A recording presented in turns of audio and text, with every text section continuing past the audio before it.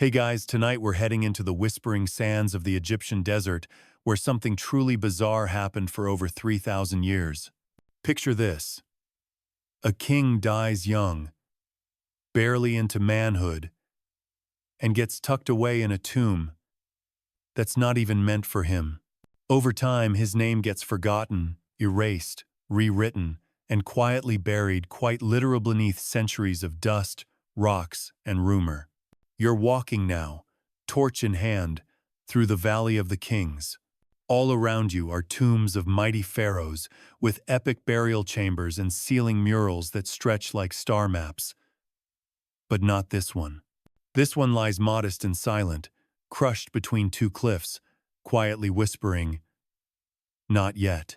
You probably wouldn't survive a single mosquito-ridden night in ancient Thebes, by the way. Between the scorpions, heat stroke, and the casual snakes that slither into bedrolls, you'd last about as long as an open jar of honey at a royal feast.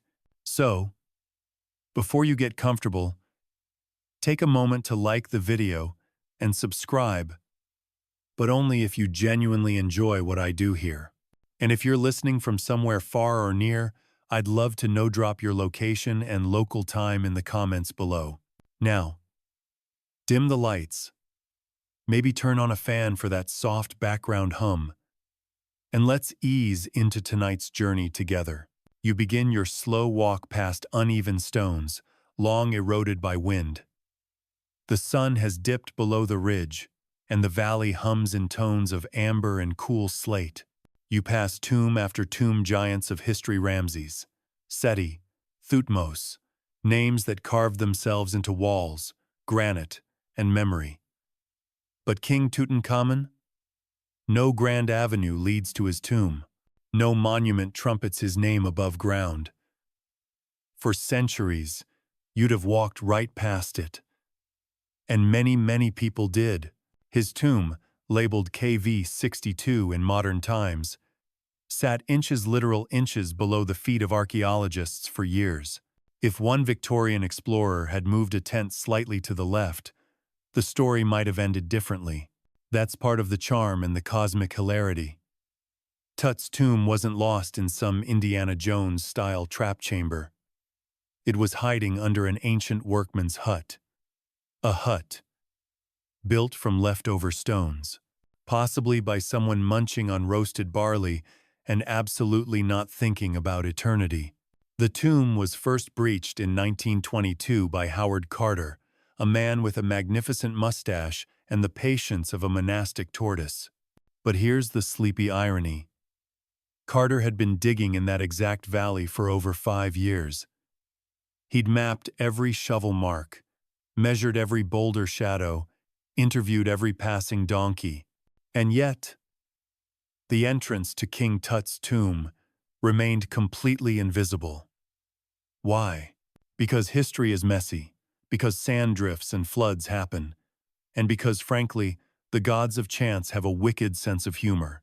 The entrance to the tomb had been buried under debris from later constructions, specifically the tomb of Ramses VI, a more famous king whose builders dumped rocks and rubble down the slope. They weren't being disrespectful. They were just cleaning up. That rubble formed a perfect blanket, concealing Tut's staircase. By the time Carter arrived, the entrance looked like any other slope, any other hill, any other sun-baked corner. Historians still argue whether this accidental burial was divine protection or just dumb luck. One school suggests the priests of later dynasties deliberately erased Tut's memory because his father Akhenaten was a bit of a religious revolutionary. You know the type. Wakes up one morning and declares that everyone's been worshipping the wrong gods. Very awkward for temple staff. So young Tut, who tried to quietly return Egypt to the old ways, became politically inconvenient. His name was scratched out of monuments. Official records quietly skipped him. A historical oops, who that helped the tomb vanish from public memory. But it wasn't just politics. Tut's death came suddenly. Possibly from infection, possibly from a head injury, possibly even malaria, or, as some scholars claim, a combination of genetic weaknesses and a poorly aimed chariot. No one really agrees. What we do know is that his burial felt rushed. Unlike the sprawling, echoing tombs of older kings, his was small, shallow, and mostly undecorated. The 4 rooms were crammed. Furniture was stacked, like you'd see in a royal yard sale. Chairs on beds. Chariots disassembled and leaning. Jewelry wrapped in linen. It wasn't what you'd expect for a pharaoh. And because it was Modestan, because his name had been intentionally forgotten, no one came looking for him. Not even the tomb robbers, who usually sniffed out gold quicker than a desert fox at a date stand. Still, the area wasn't exactly abandoned. Archaeologists had been working in the Valley of the Kings for decades before Carter's discovery. In fact, several European dig teams had cleared areas directly above and beside Tut's hidden entrance. One even built a storage hut directly over it. If someone had sneezed aggressively while adjusting a pickaxe, they might have found it in 1899 instead of 1922. And this is where you pause, half amused, imagining Victorian archaeologists sipping tea next to the most famous unopened tomb in history, oblivious to the gold resting under their bootlaces. Theories abound about why no one spotted it. Was it the slope of the land? The absence of above-ground markers? Maybe. Or maybe it was psychological. After all, earlier digs had unearthed such extravagant tombs that anything less than a 5-room catacomb just didn't seem worth investigating. In fact, Carter's own sponsor, Lord Carnarvon, almost pulled funding. Years of digging. Nothing but broken pottery, crushed limestone, and scorpions. The guy wanted results, but Carter begged for one more season, and that's when it happened. One day, a young water boy whose name was never officially recorded, though some say it was Hussein Abdel Rasoul, noticed a bit of hard stone where his foot usually sank into soft sand. He poked around, and Carter's team soon found the top step of a descending staircase. No horns sounded. No light beamed from the heavens. Just dust, sweat, and a slowly unearthed mystery. They dug down, revealing more steps. At the bottom was a sealed doorway plastered shut, with faint impressions of cartouches, royal name seals. Carter paused. He knew enough to wait for Carnarvon to arrive before opening it. So they waited. Days passed. And then came the famous moment.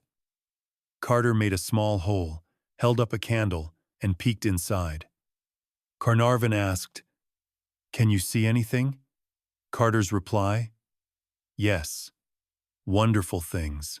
Not dramatic, not explosive, just quiet wonder." You stand beside him now, peeking into a room where golden couches shaped like lions glow in the lamplight, where alabaster jars rest in corners and the air smells of ancient resin.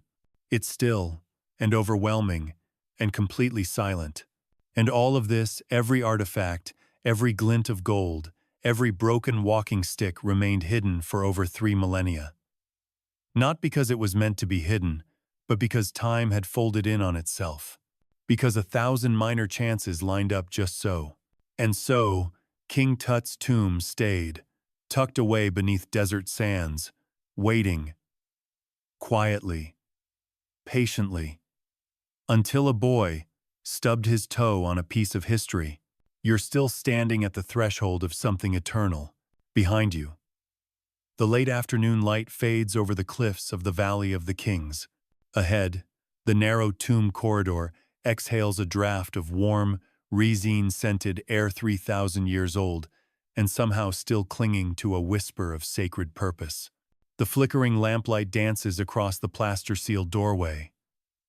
But before you step any deeper, let's drift far back to the boy who lies at the center of it all, King Tutankhamun. You've probably seen his golden death mask. That serene, symmetrical face framed in blue and gold, lips gently parted, as if he's just exhaled the final breath of empire. But that mask hides someone far less mythic and far more fragile. Tut was only about 8 or 9 years old when he became pharaoh of Egypt. That's not a typo. 9. If you're still figuring out multiplication at that age, try wrapping your brain around divine rule, international diplomacy, and temple budgets. And yet, in Egypt's complex political landscape, the boy pharaoh was a Symbola living god on a throne, flanked by adult advisors, whispering advice behind their linen sleeves. His reign lasted just under a decade, long enough for historians to get excited, but short enough that the average ancient Egyptian probably wouldn't have recognized his name by the time they hit middle age. And that's important, because a short reign often means a short memory. Tut inherited a mess. His father, Akhenaten, had upended Egypt's entire religious system. Picture this. You've got temples to dozens of gods, priesthoods with influence and power, rituals as old as the pyramid sand. Then along comes Akhenaten, shutting them all down and telling everyone to worship a sun disk named Aten instead. Bit of a theological buzzkill. This shift, called the Amarna Revolution, turned Egypt inside out. Art styles changed, old traditions vanished overnight, and when Akhenaten died, his successors scrambled to undo it all. Tut, still wobbling through his first decade of life, was likely propped up as a symbol of restoration. His name itself, Tutankhamun, means living image of Amun, a clear reversal from his father's sun-focused agenda. Amun, the old god, was back in business. Historians still argue whether Tut had any real power or was just a well-dressed puppet of older courtiers like Ai and Horemheb. Either way, the decisions made in his name helped re-cement traditional religion and royal authority. But the drama didn't stop there. Tutankhamun married his half-sister, Ankhesenemun's standard pharaonic practice, though maybe not ideal for the gene pool. The two had no surviving children. 2 mummified fetuses found in the tomb are believed to be their stillborn daughters. That detail alone, soft, heartbreaking, casts a different light on the boy king's legacy. This wasn't just some footnote monarch. He was a teenager buried with personal tragedy. Let's pause here. You're sitting on a cool stone ledge now, the lamp's flame steady, the ancient air curling around your ankles. The walls are blank. Tut's tomb wasn't richly painted. It's almost as if they didn't expect anyone to see it. And here's where things get truly peculiar. You'd think a pharaoh, even a minor one, would be buried in a grand tomb halls of gold, ceilings painted with stars, texts etched into every surface. But not Tut. His tomb was cramped. The chambers were small. The antechamber felt like someone dumped a royal storage closet into it. Scholars believe the tomb wasn't even built for him. It was likely repurposed at the last minute, after his sudden death. Possibly KV-23 or KV-25 was being built for him elsewhere. So why did he die young? Oh, the debates. Was it a chariot crash? A leg fracture gone septic? An inherited disease? Malaria? All of the above? In 2010, DNA studies suggested Tutankhamun suffered from multiple disorders, including bone disease and a cleft palate. His parents were likely siblings, and his family tree reads like a diagram drawn by a pharaoh who thought branches were optional. One of his feet was deformed. He walked with a kinesivril, actually, and dozens of them were buried with him. That doesn't exactly align with the image of a golden boy warrior king charging into battle on horseback, does it? But history rarely fits the brochure. Imagine him, a teenager with pain in every step, trying to rule an empire while surrounded by schemers, priests, advisors, and the ghosts of dynasties past. His court was a swirl of power grabs and ceremonial duty. Some scholars speculate he was more interested in spiritual legitimacy than warfare, seeking divine favor as compensation for a frail body. It's all speculation, but it feels true. There's a loneliness to Tut's story, even wrapped in gold. Still, he had the trappings of power. His tomb was filled with over 5,000 items: daggers, trumpets, board games, perfume jars, sandals, underwear, even his throne. Everything a soul might need in the afterlife, crammed together like a cosmic backpack. Yet somehow, despite all of that, the tomb stayed invisible for over 3 millennia, because nobody was looking for him. After his death, his successor's first eye, then Horemheb, quickly took over. Both were older military men, and neither wanted the legacy of a teenage pharaoh with limp lineage and bad press. I, perhaps feeling a little guilty, arranged Tut's burial, but it was done in haste.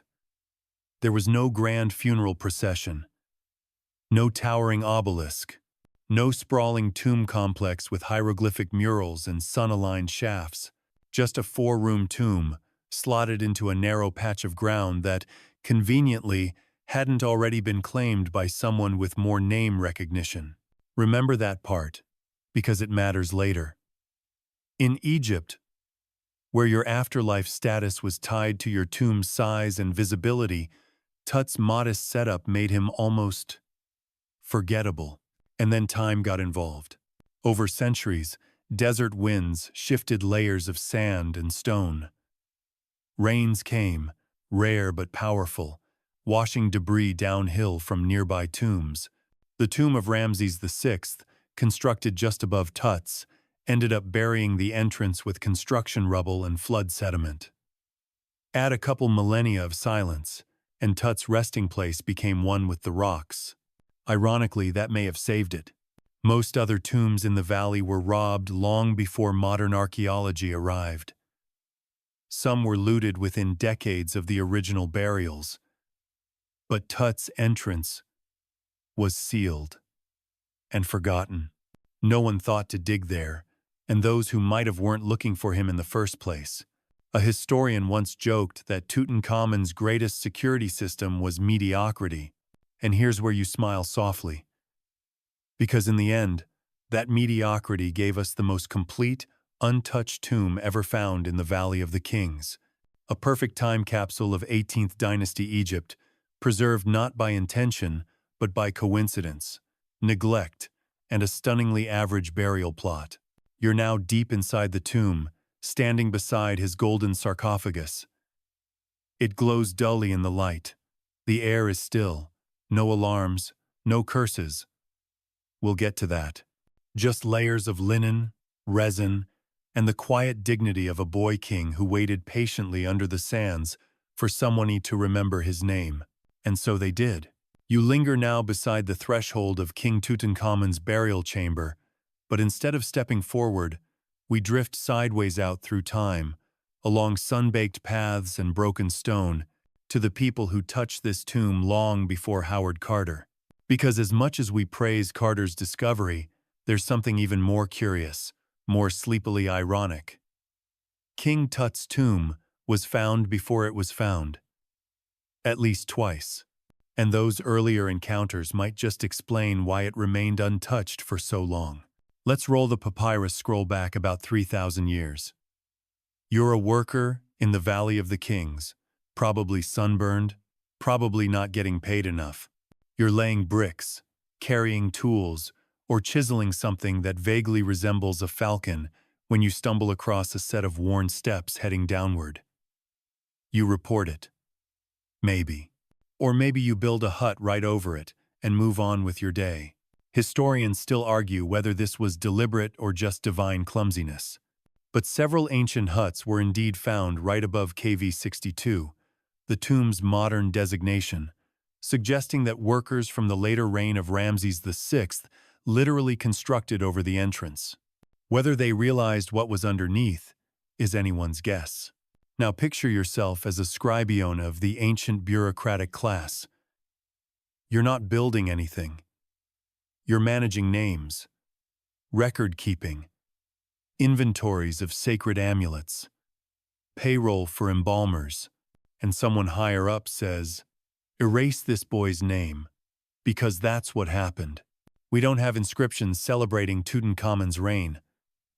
No epic murals of him conquering Nubians or making offerings to Ra.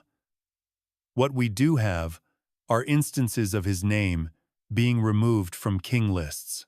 Centuries later, even Egypt's own historians had trouble placing him. A faint smudge in the dynasty scroll. It was like someone hit delete and then forgot to hit undo. Some scholars suspect this was a targeted effort by Horemheb, Tut's military successor, to scrub the record clean and solidify his own claim to power. A little historical spring cleaning. And without written records, fewer priests included Tut's name in prayers. Without prayers, fewer festivals. Without festivals, fewer memories. Slowly, the boy king faded into the sand, both physically and culturally. Now here's the cheeky twist: Tut's tomb was broken into. Twice. We know this from forensic evidence on the door seals. Tiny breaches, later resealed by officials. Robbers, most likely. Petty thieves more interested in portable trinkets than golden coffins. They broke in, snatched what they could, and left. Then came the scribes and inspectors who noted the break-in, replastered the door, and moved on. No one thought to transfer the king's remains to a safer place. Why? Possibly because the thefts seemed minor. Possibly because he wasn't seen as that important. Or possibly because someone higher up didn't want him remembered. And here's where we hit the cleanup crews. You don't think of ancient Egypt as having janitors, but they did. Kind of. After a tomb was finished and sealed, the valley often saw teams who came through to tidy up, removing leftover debris, smoothing paths, erasing temporary workers' marks. It was a bureaucratic world, after all. Everything in order, everything recorded, except for Tutankhamun. His tomb never got the full ceremony. No ornate path leading to the entrance, no grand inscription over the door. Just a sealed rectangle, forgotten under stones and trash. And as we mentioned earlier, future tomb builders unknowingly dumped limestone rubble down the slope from nearby projects. It piled up over time. Think of it as history's quietest blanket. Fast forward to the early 1800s, when European explorers and early Egyptologists started sweeping through the valley like sandstorms with monocles. Giovanni Belzoni, John Gardner Wilkinson, and others made rough maps, probed open tombs, and theorized about pharaohs while their camels sneezed in the background. They were passionate, but let's just say they weren't always precise. In fact, in the mid-1800s, a man named Theodore Davison, American lawyer, turned amateur archaeologist, declared that the Valley of the Kings was exhausted. He dug there for years and thought nothing more of value remained. A bold statement, and hilariously wrong. Davis had actually uncovered artifacts from Tutankhamun's tomb, canopic jars, linen fragments, but didn't realize it. They were likely dumped during the original tomb clearing effort, or perhaps from a storage chamber cleared by ancient workers. Either way, he stopped short. If he dug just a few meters further, the boy king's mask might be sitting in a different museum today.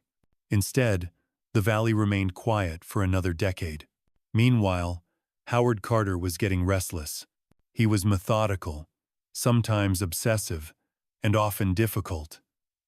He mapped the terrain in slow sweeps, cataloged pottery shards, sent letters, drank too much tea, and one of his greatest challenges was waiting.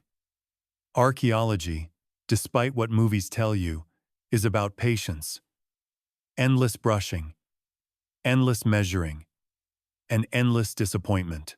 Then, at last, in 1922, Carter's team discovered the top of a staircase, just a hint of cut stone under the dust. A chance tap of a toe, a lucky brush of a hand broom. And suddenly, history cracked open. You lean forward now, in the dream flicker of your mind, and imagine being the one to sweep away that first layer of dust. Your hand trembles slightly, not from fear but from knowing that something older than language lies beneath. You kneel down, brushing dust from what turns out to be 12 carved steps descending into shadow. They've been sealed for millennia. As you uncover more, you realize this is no random shaft. At the bottom lies a door sealed with the cartouche of a forgotten pharaoh. That door? It had been buried beneath the very huts built by workers who may have robbed it, patched it, then moved on.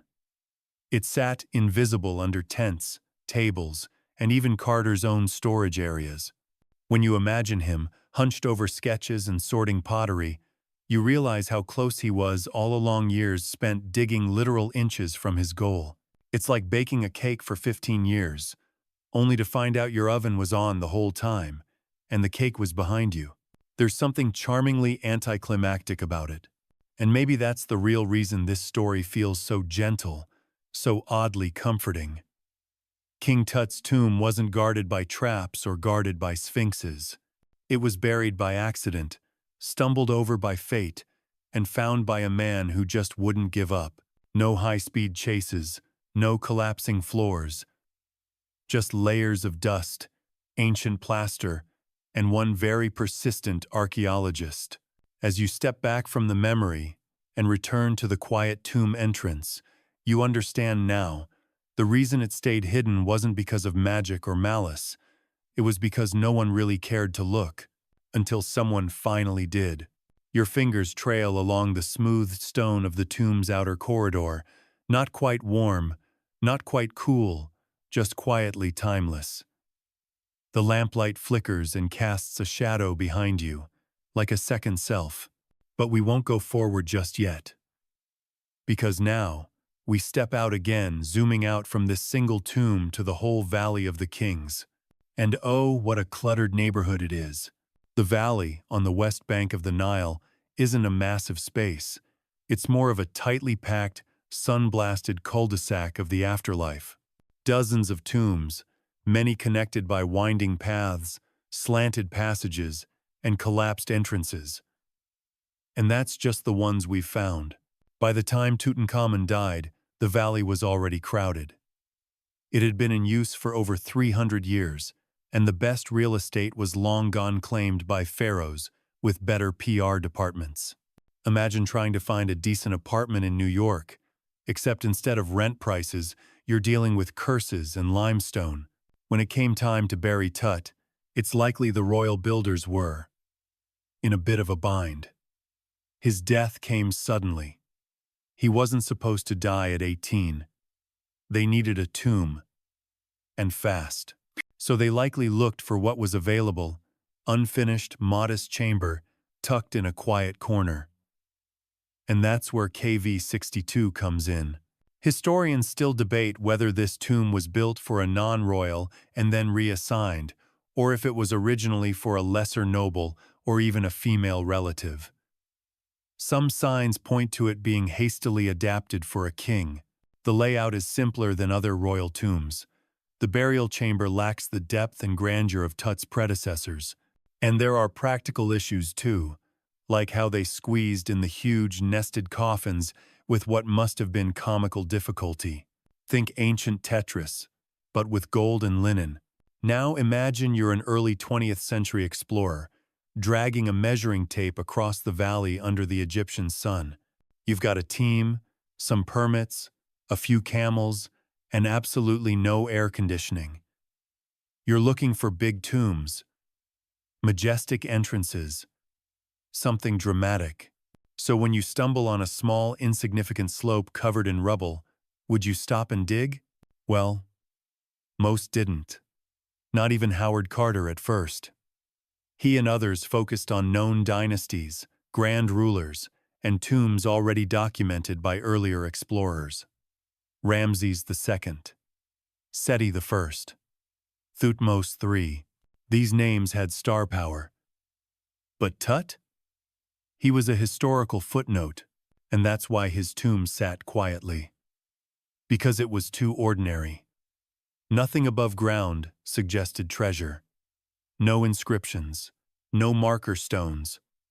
Nothing visible to say, "Hey, come dig here." Even the landscape disguised it. Over time, erosion, floods, and human traffic reshaped the ground. Tomb entrances collapsed, or were buried under tailings left over rock from earlier digs. The valley had become a palimpsest of past activity, one layer laid over another, until Tut's tomb was like a folded corner in a book no one bothered to read. Now let's take a little nap-time detour into the architecture. Royal tombs in the New Kingdom had a general template: a descending staircase, corridors, antechambers, a burial chamber, and side rooms. These weren't designed just for the body but for the journey of the soul. Hieroglyphs told spells, ceilings painted constellations. The architecture itself guided the spirit through the Duathi Egyptian underworld. Tut's tomb, by contrast, feels like the minimalist starter pack of the afterlife. His burial chamber was painted, yes, but the quality was rushed. The paint was still wet when the tomb was sealed. Literally. You can see the mold that grew where damp paint met the humid breath of sealed stone. It bloomed like soft brown freckles across the walls. One mainstream fact: the tomb's wall paintings show Tut being embraced by Osiris, the god of the dead. Standard imagery, but strangely stiff and formal here. Unlike other tombs, where art flows with elegance, Tut's murals feel boxed in, hurried, like the artists were watching the clock. A quirky tidbit? Some scholars have suggested the tomb's size and orientation match more closely to a queen's burial. Combine that with the unusual paint style, and the theory blooms. This wasn't meant for him. He was slotted in, a royal afterthought. And if you want to toss in a fringe theory, here you go. Some researchers believe the entire tomb may be part of a larger, hidden complex. That's right, an adjacent chamber, still sealed, possibly belonging to Queen Nefertiti. We'll get to that later. For now, imagine you're walking the valley again. This time as an archaeologist in the early 1900s. You've got a dusty map in hand, a wide-brimmed hat, and a camel that refuses to cooperate. You've crossed the same patch of ground 3 times. You're about to give up and head back for tea when a young local worker comes to you with a curious look. "There's something strange in the dirt," he says. You sigh. Probably another broken pot. But still you follow. That's the beauty of archaeology. Progress, measured in centimeters, built on boredom and blistered feet.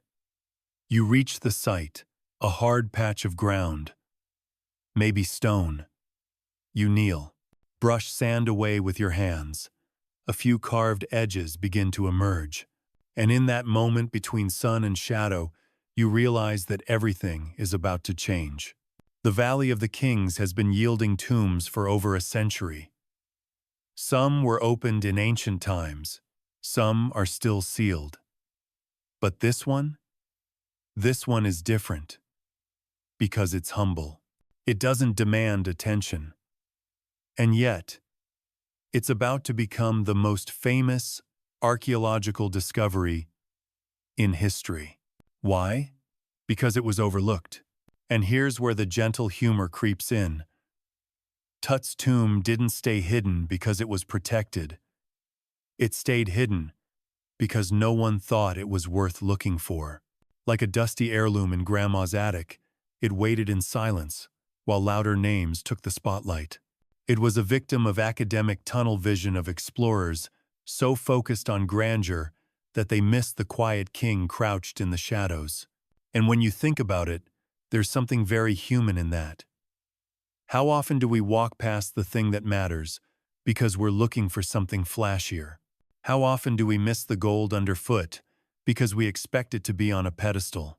So here you are, in the valley, at the edge of a mystery so small it almost slipped through time, and all around you, tombs crumble, walls fade, and winds whisper forgotten names. But this one remained untouched, unseen, unspoiled. Not because it was special, but because it was small. You're leaning on a stone, worn smooth by centuries of sun, as we pan backward just for a moment. The tomb lies hidden beneath your feet. But now, imagine the passage of centuries overhead. Imagine rain. Not the kind that fills streets or swells rivers, but rare Egyptian rainfall occasional, and brutal carving through the cliffs like a quiet sculptor.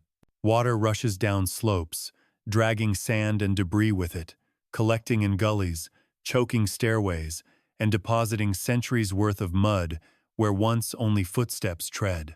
This is one of the reasons why Tut's tomb remains so perfectly invisible. Floods. Not the big, flashy Nile kind. Just relentless desert rains over the years.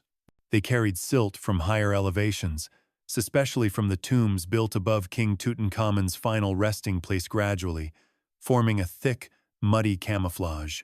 Stones dislodged during construction of Ramses VI, tomb tumbled down and helped seal the entrance.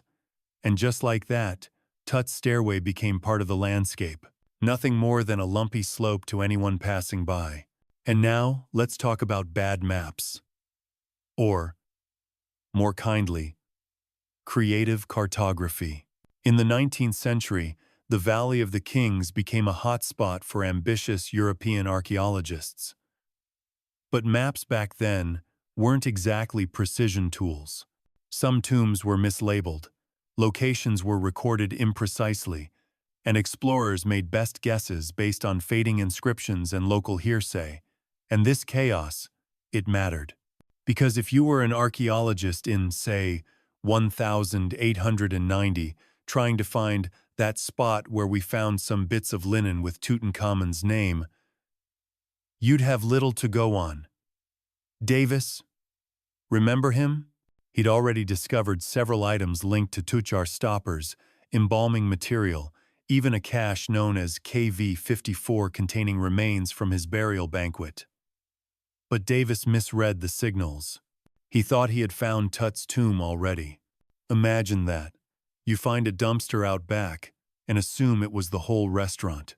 So, Davis packed up and moved on. The misinterpretation might have cost him the discovery of the century. A misstep, but a lucky one for the tomb, because it bought the site even more time. This is where looters come in. Not the kind with Hollywood charm and whip skills, but more like scrappy ancient freelancers who worked by torchlight and left behind broken pottery and hacked walls. But King Tut's tomb? While it was robbed shortly after burial, the thieves didn't take much.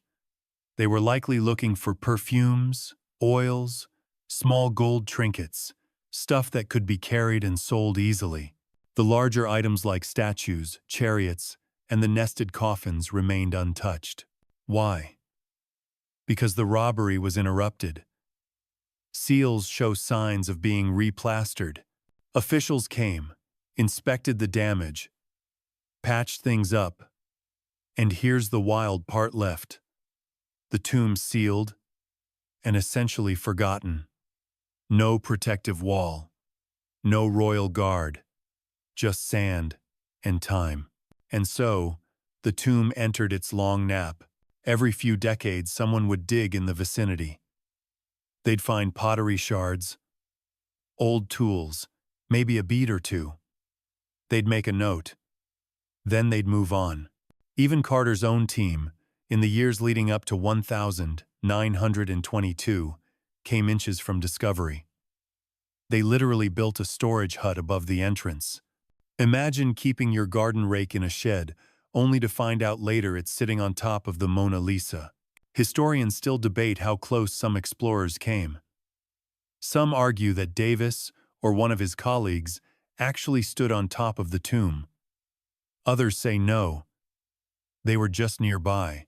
Either way, it wasn't until a young Egyptian water boy, his name, sometimes given as Hussein Abdel Rasul, tripped on a hard stone while fetching water for Carter's crew, that history finally nudged its sleepy elbow. He cleared away the dirt and revealed the top of a carved step.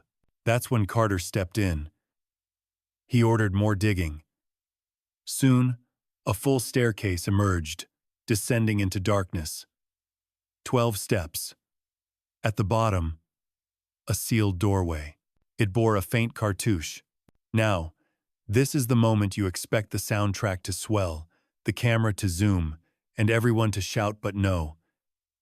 It was cautious. Slow. Like peeling back the edge of a dream. Carter had been in this valley for over 5 years. He knew not to rush. And besides, his sponsor, Lord Carnarvon, was away in England. So Carter did something remarkable. He waited. Weeks passed. The site was guarded by hired men. Carter wrote letters. He sketched. He paced. And finally, Carnarvon arrived. Together, they approached the sealed doorway. Carter made a small hole and inserted a candle. The warm glow flickered on objects inside: wood, gold, stone. Carnarvon asked, "Can you see anything?"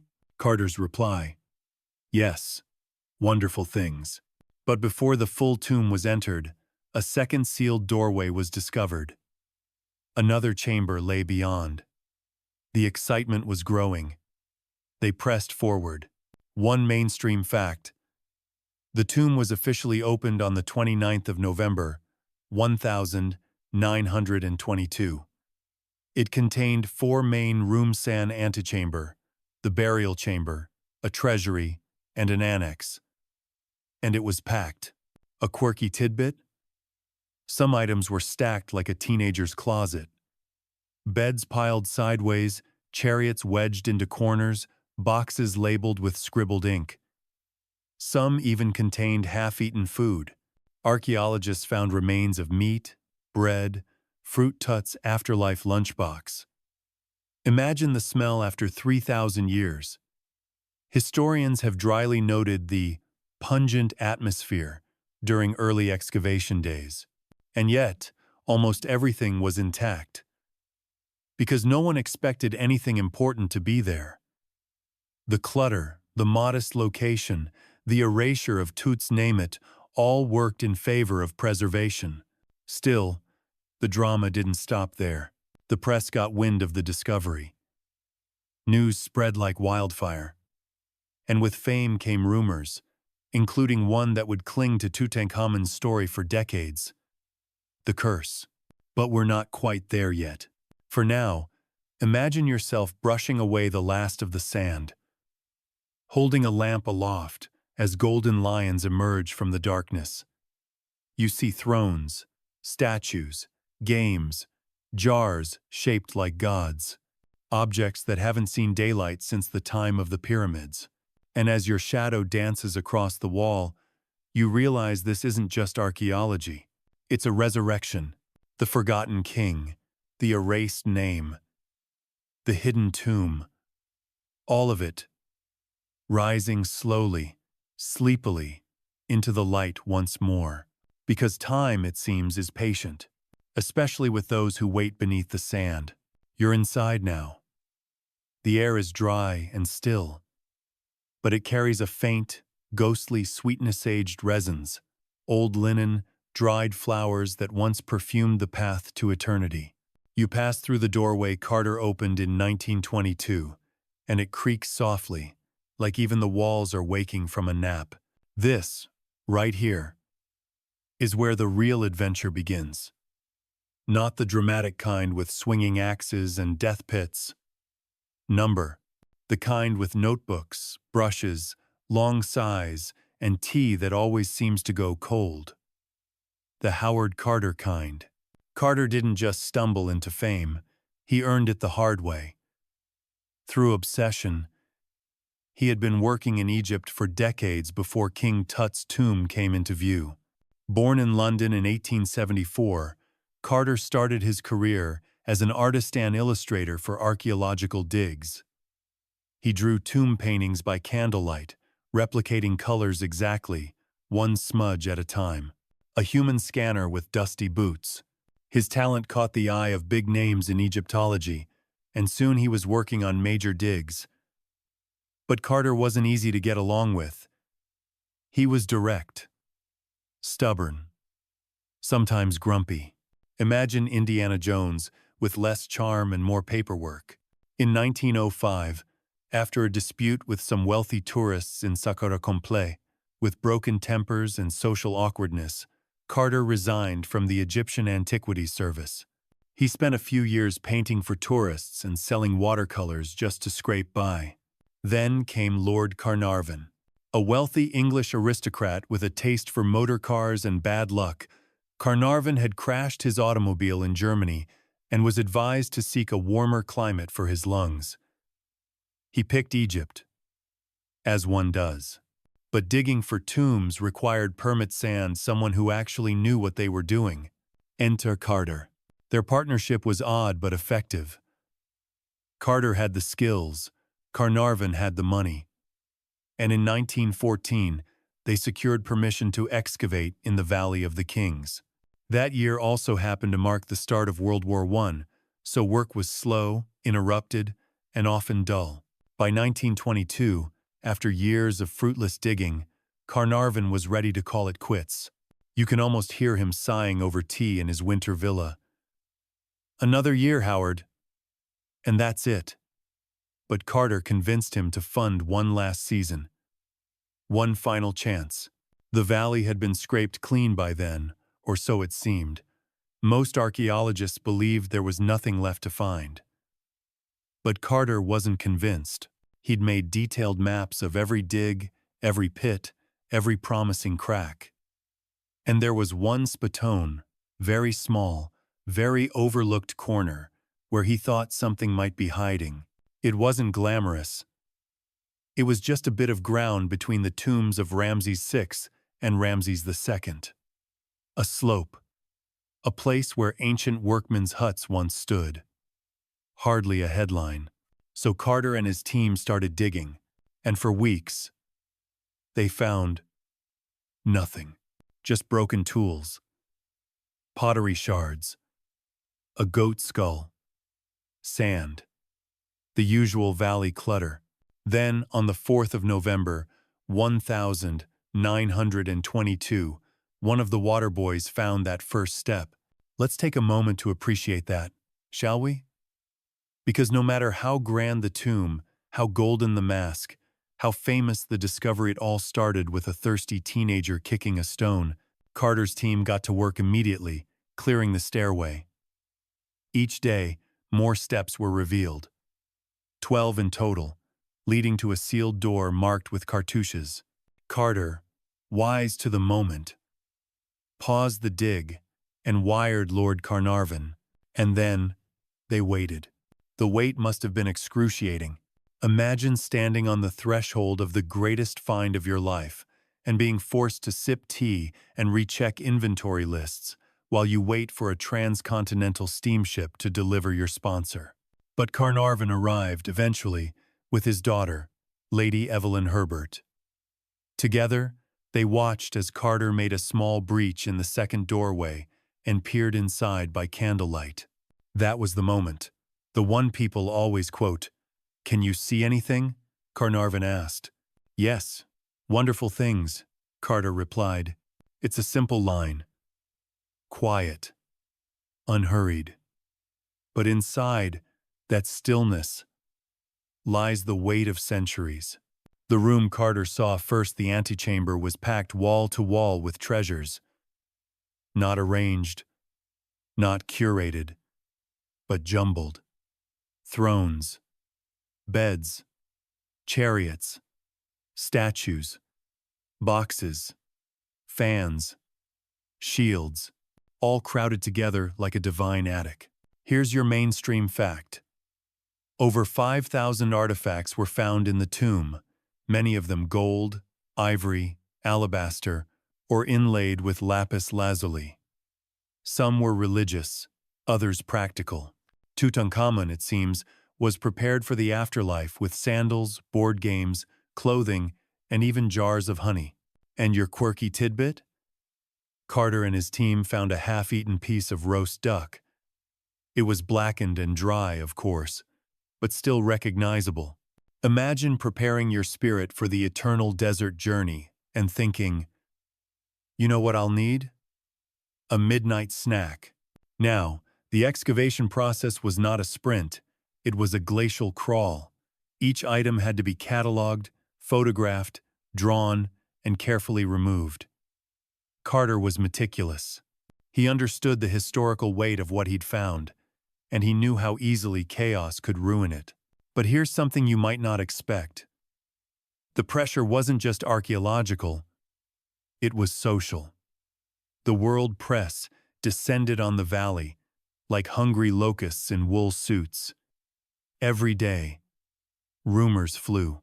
There were whispers of curses, deaths, riches, secret treasures. The newspapers ate it up.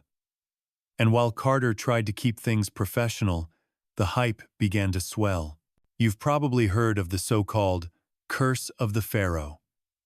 It really got going when Lord Carnarvon died in April 1923, just a few months after the tomb was opened.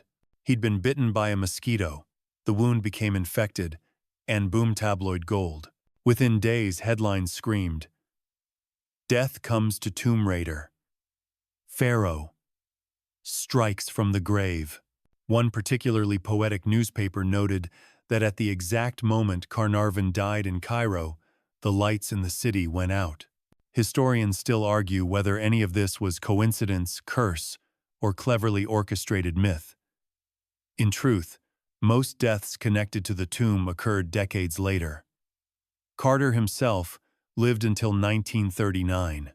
The curse likely emerged from a stew of media frenzy, Gothic imagination, and Victorian flair for the dramatic. Still, the myth stuck. It's more fun to believe that an ancient spirit guards the treasure than to admit Carnarvon simply had bad luck and no antibiotics. But back to Carter. He worked in the tomb for years, documenting every corner. The burial chamber, the treasury. The annexals slowly revealed their contents. The golden shrines surrounding Tut's sarcophagus had to be dismantled piece by piece. Inside were the nested coffins, 3 layers, one inside the other. The innermost was solid gold, and inside it Tutankhamun, wrapped in linen, decked in jewelry, serene in death. The process of removing the mummy was, let's say, less than ideal. Due to the resin used during mummification, the body had effectively been glued into the coffin. Carter's team had to use hot knives and careful prying to extract the remains. Not their finest hour. But despite the mess, what emerged was astonishing.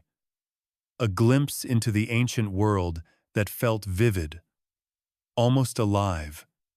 Tut's jewelry, his sandals, marked for left and right, his embroidered tunics, his dagger, made of meteoric ironie, literally from space, a gift from the heavens. You can almost see it now. The glint of gold beneath the dust, the scratch of pencils on notebooks, the quiet shuffle of cloth as workers move items onto padded trays. And through it all, Carter watch-astired, proud, and oddly protective of the boy king whose name he brought back from oblivion. It took over 10 years to fully catalog and clear the tomb. Decades later, the items were moved to museums, the mummy returned to the valley, and Tutankhamun became a household name. But in Carter's day, this wasn't just archaeology, it was restoration. Not of art, but of memory. A name forgotten for 3,000 years was now spoken again. Tutankhamun, the living image of Amun, king at 9, dead at 19, hidden beneath rubble, discovered not in a blaze of glory, but in the flicker of a candle. Because sometimes the most wonderful things arrive quietly. You step lightly now, deeper into the tomb's hushed stillness, toward a door long sealed with plaster and mystery. The antechamber fades behind you, the overturned chariots, the beds with carved lion heads, the boy king's throne leaning at an awkward, ancient angle. But just ahead lies the true center, the burial chamber, and right in front of you, a forgotten staircase. Not the dramatic kind, with sweeping curves and torchlit grandeur, but a simple downward slope, steep, cramped, and just barely wide enough for two people to pass side by side. This staircase, believe it or not, was the beginning and the end of King Tutankhamun's final journey. Imagine it now, buried under rubble and broken limestone for centuries. All the other tombs had elegant entryways, long ramps, or passages filled with carvings. But Tut's tomb, its entrance wasn't even visible from the path. No signpost, no overhang, just a slope, carefully filled in by workers and later forgotten under the very feet of explorers, archaeologists, and local guides. The irony is almost too perfect. The tomb of the most famous Egyptian king in modern memory began with a staircase that nobody bothered to clear. And it wasn't because people didn't look. They did. For decades. Let's rewind just a little to those crucial early 20th century expeditions. Carter had been digging here since 1917. The area around the tomb's entrance had already been cleared and studied several times. Workers had moved stones, carted away debris, and even set up storage huts for supplies. And yet, somehow, no one uncovered the top step. That's because the staircase was hidden beneath layers of rubble dumped there during the construction of Ramses VI's tomb. Builders from the 20th dynasty had, in all likelihood, unknowingly protected Tut's resting place with their leftovers. Historians still argue whether this accidental camouflage was divine intervention, architectural oversight, or just the world's longest game of hide-and-seek. But whatever the cause, it worked. Now picture that moment, the 4th of November, 1922, the sun baking the limestone, the scent of dust and donkey in the air. A young water boy, likely barefoot, kicks at the ground and stubs his toe against something hard. He brushes away the sand and reveals stone. Carter is called. Brushes and trowels appear. The top step is revealed. Excitement, yes, but caution too. Carter had seen false alarms before. Still, there was something different about this. The steps were carefully carved. They descended deliberately. Something below had been meant to stay hidden. They dug slowly, methodically. 12 steps down. At the base, a sealed doorway, plastered over, marked with ancient symbols. Carter paused here too. He knew better than to charge in. He sealed the entrance again, stationed a guard, and sent a telegram to Lord Carnarvon in England. Now, this part of the story? It's easy to skip over. We're always eager to leap to the gold, the sarcophagus, the mask. But this moment standing before a doorway sealed for over 3,000 years is worth lingering on. The plaster was intact. The seals bore the imprint of the necropolis guard, proof that the tomb had been opened once before by robbers and then resealed by officials of the time. And just behind that door, another chamber waited. But Carter didn't rush. He waited for Carnarvon's arrival. And when he did come, weeks later, they reopened the passage and entered the antechamber. What they found was astonishing. Treasure. Yes, but also chaos. Chariots were stacked on top of beds. Boxes were wedged between chairs. Everything jostled, crowded, crammed into place like the world's most sacred storage closet. You'd expect grandeur, what you got was intimacy. And beyond it all stood another sealed doorway. This one led to the burial chamber. It took months to reach it. Carter, meticulous to the point of obsession, insisted that everything be photographed, sketched, catalogued, and removed in proper order. He wasn't just excavating, he was preserving a moment in time. A tomb untouched for millennia deserved more than a rush job. Eventually, the way was clear. The team approached the burial chamber. The door was painted with scenes Tut, receiving blessings from the gods, his name written clearly in the cartouches. This was it.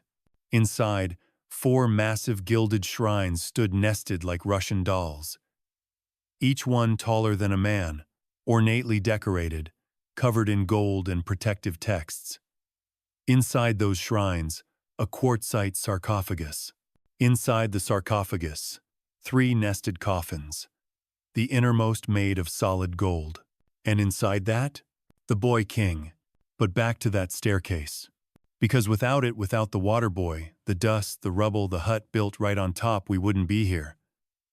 That staircase had been there the whole time. Passed over. Overlooked. Undisturbed not because it was protected, but because it was. Small. Forgettable. Dull. That's the magic of this story. It's not just that King Tut's tomb was filled with treasures. It's that it survived by pretending not to matter. So, as you stand now in the burial chamber, surrounded by golden shrines and the scent of ancient cedar, you glance back toward that first step, still half lit in the dusty gloom. That staircase? It was the hinge point of the whole discovery. The modest descent into forgotten royalty. It's like tripping over a shoelace and landing on the crown jewels. A mainstream fact? Tutankhamun was the only pharaoh whose tomb was found substantially intact in the Valley of the Kings. Others were looted in antiquity. Some were vandalized. Many were empty when discovered. But Tut's remained sealed because fate disguised him. And for a quirky detail, that entrance staircase had been mistaken at one point for part of a workman's ramp. Debris covered it so thoroughly that early archaeologists assumed it was just part of the valley's natural slope. You almost want to laugh. Not out loud, just the kind of quiet chuckle you let slip when something impossibly lucky happens. Because it was. Lucky. Coincidental. Entirely improbable. And yet here you are, surrounded by gold leaf, hand-carved amulets, alabaster jars, and the silence of a boy buried in a hurry, now remembered forever. All thanks to a staircase everyone forgot. You take one step back, then another. The burial chamber recedes behind you. And as you ascend slowly toward the world above, you can almost hear it, the faint echo of sandals on limestone, the scuffle of a young king carried to rest, and the long, patient silence that followed, until someone finally noticed the first step. You're standing now in the still, cramped heart of the tomb, the burial chamber, where the ancient air feels warmer, heavier, like the room is still catching its breath after 3,000 years of silence. But tonight, we're going to peek not just at the king, but at his stuff. Because buried with Tutankhamun wasn't just gold and jewelry, but an entire slice of 18th dynasty life right down to snacks, sandals, and what may be the world's oldest moldy lunch. This room, the first truly sealed chamber Carter opened, wasn't the largest. In fact, compared to tombs of greater pharaohs, it was humble. The walls were painted hastily with ritual scenes, the only room in the tomb to bear decoration at all. The other 3 chambers were bare, but this one shimmered. 4 enormous gilded shrines filled the space wall to wall, nested like secret boxes, each one a little smaller, each one holding the last. To open them, Carter and his team had to disassemble parts of the room. Ceiling beams creaked. Heat lamps were used to soften dried resin. The process took weeks. And here, in the layered heart of it all, was the mummy of King Tutankhamun, sealed within 3 coffin stow of wood, covered in gold, and the final one solid gold itself, weighing nearly 110 kilograms. That's about the size of 2 average humans, but entirely gold. Now pause with me here just for a second. That coffin, glowing in the lantern light, shaped like the king himself with arms crossed, clutching the crook and flail symbols of kingship. His face is smooth and serene, the lips in a faint smile, the eyes outlined in obsidian and lapis. It's not just burial. It's branding, mainstream historical fact. The entire burial ensemble followed traditional practices: nested shrines, canopic jars, funerary amulets, and over 143 walking sticks, many of them worn down from actual use. Tut didn't just rule with the symbol of a cane, he walked with one. Probably limped. That detail, gentle and oddly intimate, reminds you just how human he was. And now, let's take a sleepy walk into the other rooms. To your right, the annex. This was the messiest room. Items were jammed in without order: storage boxes, bits of linen, jars of food, broken toys, leather bags, and what might have been a folded-up royal bedroll. Carter described it as looking like a ransacked antique shop. The kind of room where ancient ghosts might trip over a ceremonial wig. And yes, the food. Carter found trays of dates, baskets of roasted seeds, joints of preserved meat sealed in beeswax, and even wine jars labeled with the vineyard and vintage. One such jar read, "Year 5, suggesting it was produced during Tut's reign, his 5th year as king. So, maybe around age 14. Think about that. Somewhere in ancient Egypt, a teenager ruled a kingdom and commissioned wine he never got to drink. Now for the quirky tidbit. In the annex, Carter found what looked like a lump of decomposed linen. After analysis, it turned out to be a small, linen-wrapped snack, possibly duck, possibly beef, a small funerary meal intended to nourish the king in the afterlife, except it had gone kite bad. The linens had blackened. The smell was pungent. It took days to air out the chamber. Carter later joked that some of Tut's provisions had aged rather poorly. And now, to your left, the treasury. This was the most spiritually charged room. Here were the canopic jar's alabaster containers, shaped like protective goddesses, holding the king's mummified internal organs. Next to them stood Anubis, the jackal-headed god of embalming, in gleaming black, perched like a silent sentinel atop a shrine. Here, too, were statuettes of other gods, boats for the journey to the afterlife, and even a model of the sacred bark used in religious festivals. And behind Anubis, a small golden shrine containing the 2 mummified, fetus-likely Tutankhamun's daughters, stillborn and wrapped in sorrow. Tiny coffins, a tender, tragic detail that never makes the museum exhibits. It's here that you really feel the weight of Tut's short life. The haste of the burial. The odd juxtaposition of glittering treasure with unmistakable grief. Scholars have long debated the meaning of some items. For instance, one of the gold daggers found on the mummy was made from meteoric ironies, metal from a meteorite. In a poetic sense, Tut was buried with a blade from the heavens. Historians still argue whether this was a symbolic choice or simply a really rare, really cool gift. Either way, it added an otherworldly flair to the burial. But not everything made sense. Some items bore names that weren't Tutankhamun's. Others seemed to have been reused, repurposed, even re-engraved. Carter found a pectoral, a kind of elaborate necklace, bearing the name of a different pharaoh entirely. Some speculate that older tomb goods were recycled for Tut's burial in the rush after his sudden death. And there's another strange point tone that still keeps Egyptologists up at night. Why was the room so small? Why were items stacked like a rushed estate sale? Why was the paint in the burial chamber still damp when the tomb was sealed? The answer always comes back to one thing: haste. Tutankhamun's death was sudden.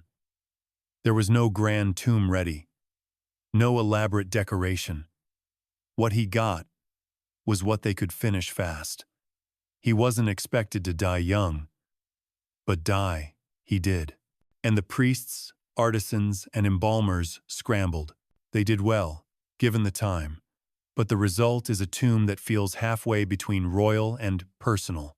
No towering murals, no grand sarcophagus platform, no sweeping texts from the Book of the Dead lining the walls. Just gold, linen, prayers, and maybe a half-eaten duck leg. And yet, in all this cluttered beauty, the tomb became immortal. Not because it was perfect, but because it was untouched.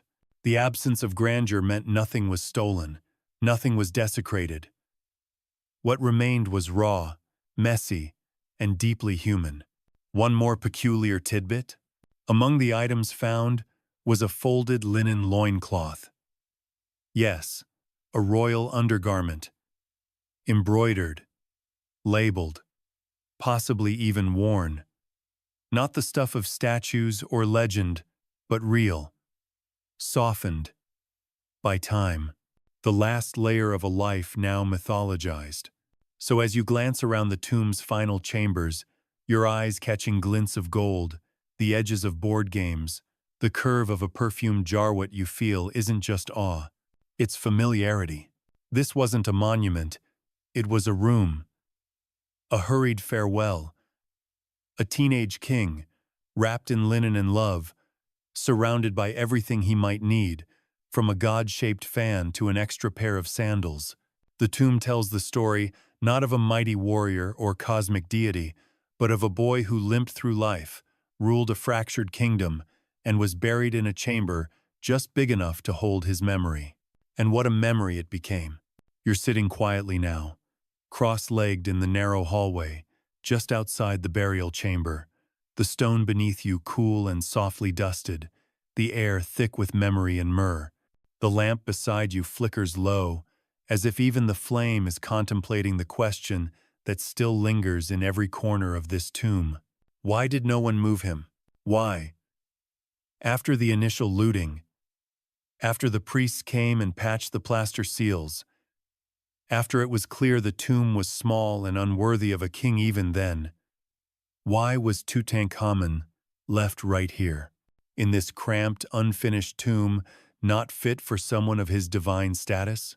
Most pharaohs were buried in elaborate complexes that took years, even decades, to plan and construct. Their tombs were architectural sermons about eternity-long hallways of stars, endless spells, gods carved into stone. But King Tut? He died suddenly, around the age of 18 or 19. And there simply wasn't time. That's the official story. But that doesn't explain why. Later, after the dust had settled, the floods had come and gone, and Egypt had moved on. No one came to move the king into a tomb more fitting. Historians still argue whether this was due to politics, logistics, or the quietly chilling truth that no one wanted to remember him. Let's back up. Tutankhamun came to the throne as a child in a time of crisis. His father, Akhenaten, had obliterated centuries of Egyptian religion by elevating the sun disk Aten and shuttering the temples of the traditional gods. A bold move and not a popular one. When Akhenaten died, his successors scrambled to reverse course. Tutankhamun, then known as Tutankhaten, was only about 9 years old. His name was changed. The old gods were restored.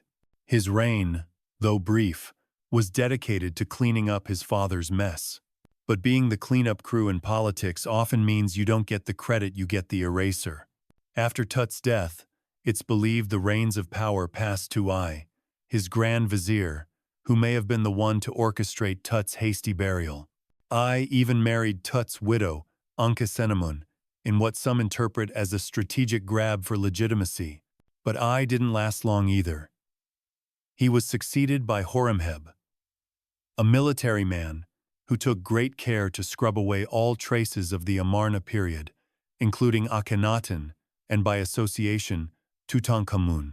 Tut's name was removed from official king lists. Monuments that bore it were repurposed. His statues were pulled down or altered. In the records of ancient Egypt, he was effectively ghosted. So why didn't anyone come back to rebury him elsewhere? Because by the time they might have, no one was interested.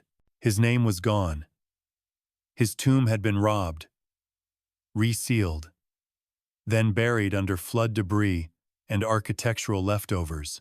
He was now a logistical inconvenience, too obscure to warrant a costly relocation, too politically awkward to publicly honor, and, let's face it, too well hidden to find again anyway.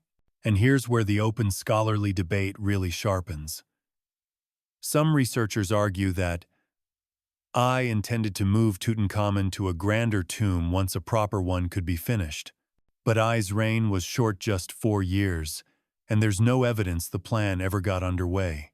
Others speculate that KV-23 or KV-25 nearby tombs that were left unfinished may have been designed for Tut.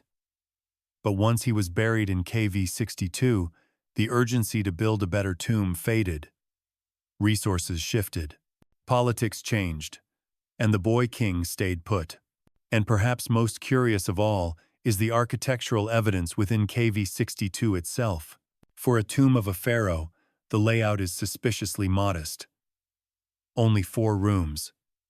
One of them, the burial chamber, is the only space with painted walls. The rest are blank. Even the orientation is different. It follows a layout more typical of non-royal or even female burials. Some historians believe the tomb was initially carved for someone else, possibly Queen Nefertiti. The chamber sizes, the hasty decoration, the fact that some of the funerary goods had been altered with Tutankhamun's name, added lateral of it points to a burial done with frantic speed and minimal ceremony. So, was this just bad planning? A royal backup plan? Or was something else at work? Here's a thought to drift on.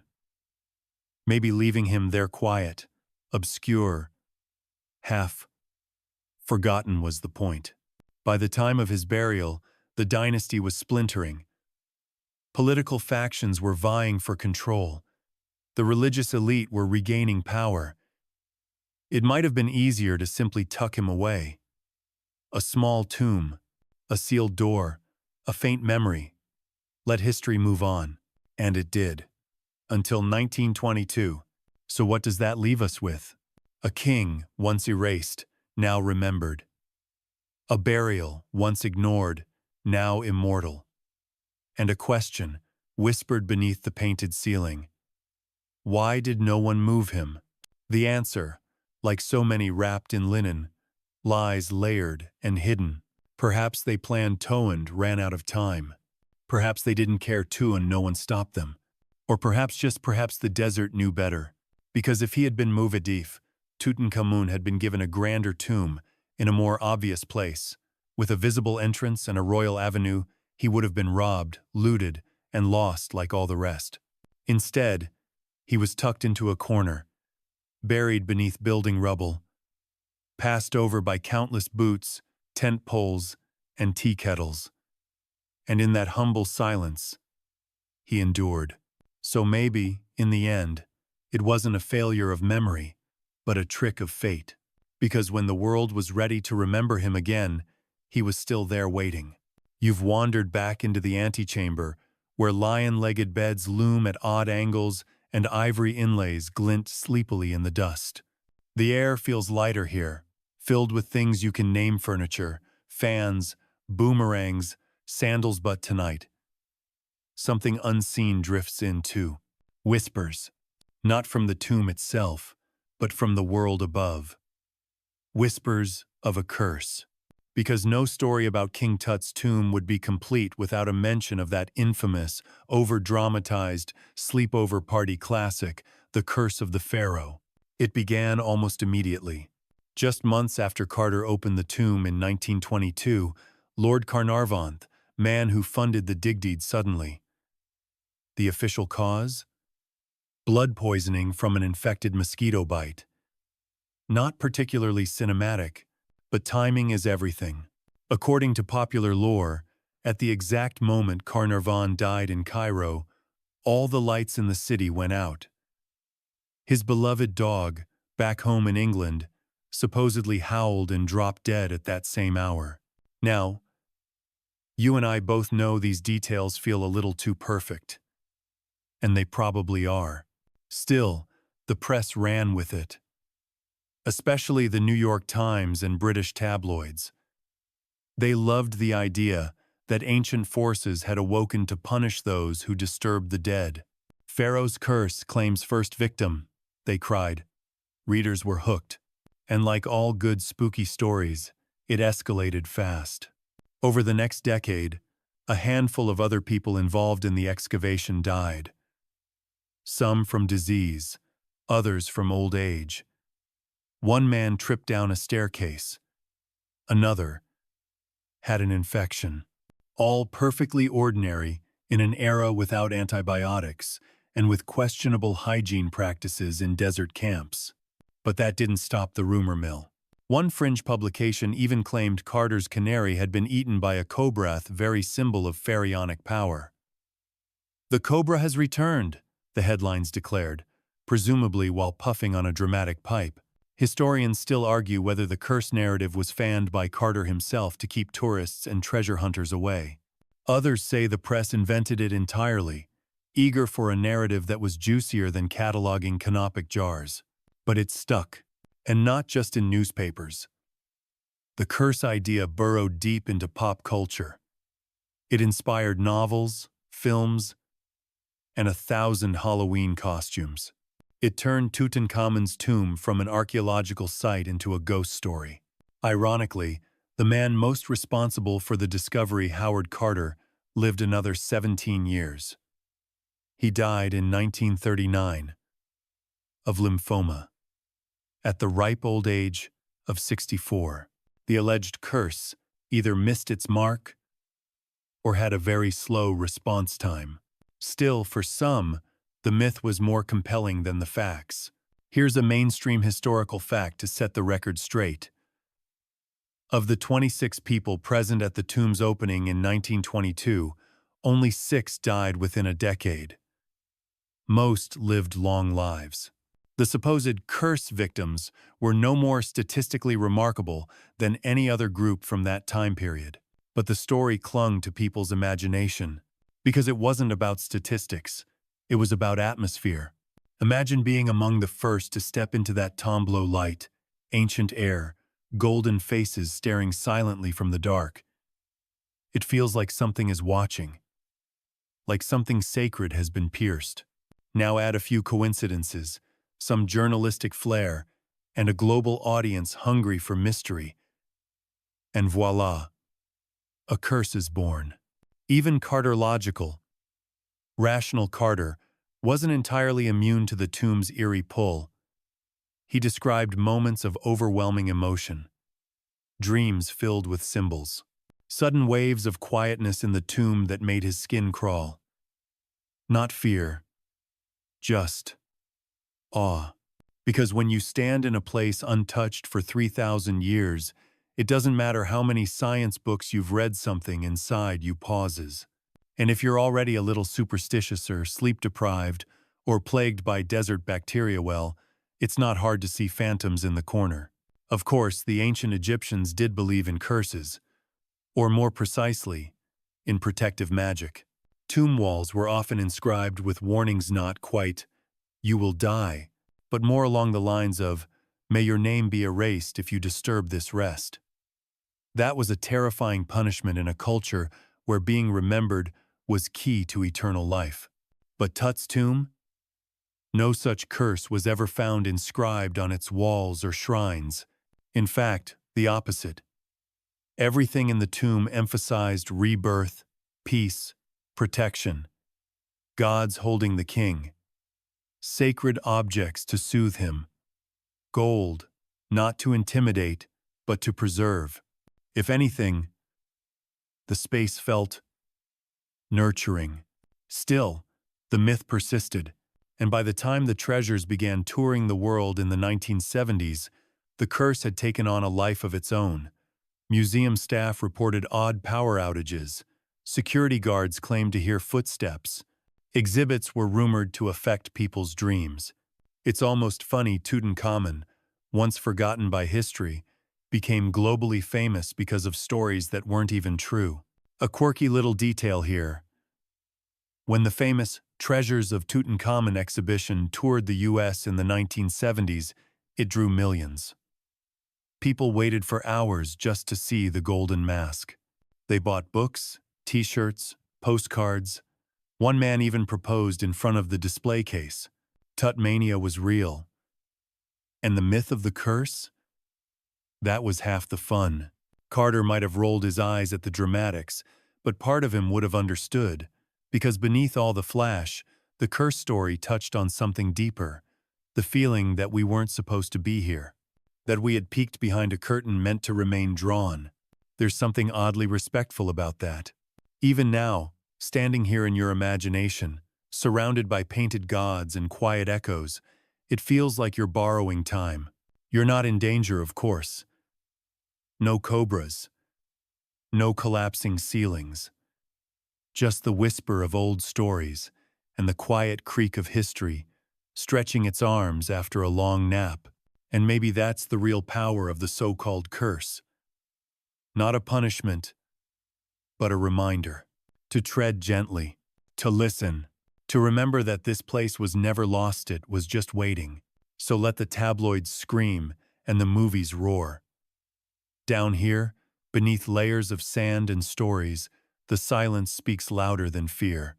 And all it says is, respect the sleep of kings. You shift now through the shadows of the antechamber once more, careful not to bump a gilded footstool or knock over a vase last touched by human hands more than 3,000 years ago. But tonight, we're not staying inside. We're following the treasures, because what was once buried has long since moved on. After the initial excavation and cataloging efforts, Tutankhamun's belongings, those 5,000-plus artifacts, ranging from gold masks to combs, from sandals to ceremonial trumpets, began a slow, careful journey from the Valley of the Kings to Cairo. From burial chamber to museum case. From sealed silence to spotlights. It wasn't instant, and it wasn't easy. Each object was wrapped, packed, documented, then carried by camel, cart, train, and eventually trucked to the Egyptian Museum. And then for a time, they sat in glass cases in the Cairo Museum's famous Room 3, where sweaty tourists shuffled past, clutching guidebooks, fanning themselves with sun hats.